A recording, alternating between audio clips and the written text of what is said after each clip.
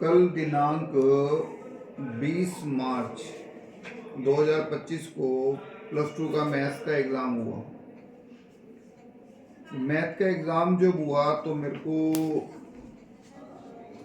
Exam का जो paper का स्टाइल है इसको देख के थोड़ा मन में दुख सा लगा कि भी इनका ना पेपर का जो स्टाइल है इसको देख के ये मन में दुख सा लगा कि भी जैसे ये हिंदी में लिखा हुआ है उसके नीचे ये इंग्लिश में, फिर ये हिंदी में, फिर ये इंग्लिश में। ऐसे ही ना क्वेश्चंस जो हैं बच्चों को ये हिंदी में लिखा है, फिर इंग्लिश में, फिर हिंदी में, फिर इंग्लिश में। इसकी बजाय मैं ये चाहता हूँ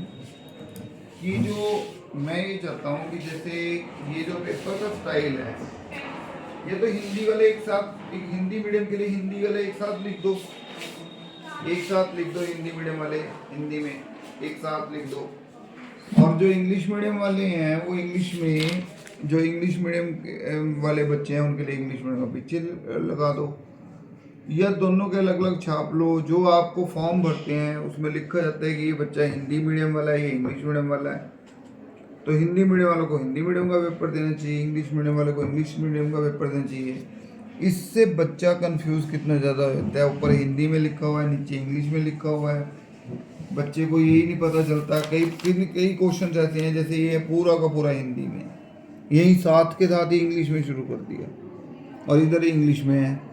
यही नहीं बच्चे को पता चलता, यही बच्चे को पता नहीं चलता कि कहाँ क्वेश्चन खत्म हो रहा है और कहाँ शुरू हो रहा है, और एक नंबर का सिर्फ क्वेश्चन है, एक नंबर का क्वेश्चन है। दूसरी बात ये है कि जैसे इसमें ये जो एसर्शन के क्वेश्चन है, रीजन के क्वेश्चन है, ये क्वेश्चन है और ये केस स्टडी है, इनका तुक क्या बनता है इसमें, इस तरह के पेपर में।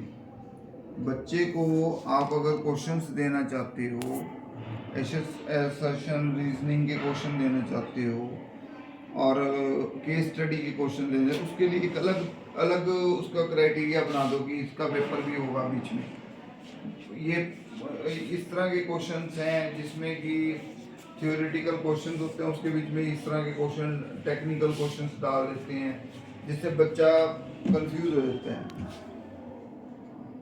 उसके अलावा ये बात है जैसे इन्होंने 10th क्लास का, अभी तो ये प्लस टू की बात ही कर रहा हूँ कि 20 मार्च को जो पेपर हुआ है कल 2025 को, इसमें तो एक और बात भी है कि क्या कहते हैं उसको, कि आउट ऑफ सिलेबस डाल दिए क्वेश्चंस। 3-4 क्वेश्चन ऐसे हैं जो आउट ऑफ सिलेबस हैं।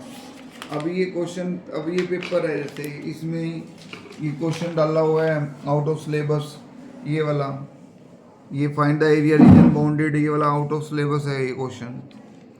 और कई क्वेश्चंस ऐसे हैं जो आउट ऑफ सिलेबस हैं। उसमें कितना बच्चे को दुख सा लगता है कि मैं तैयारी करके गया और करके कुछ और गया था।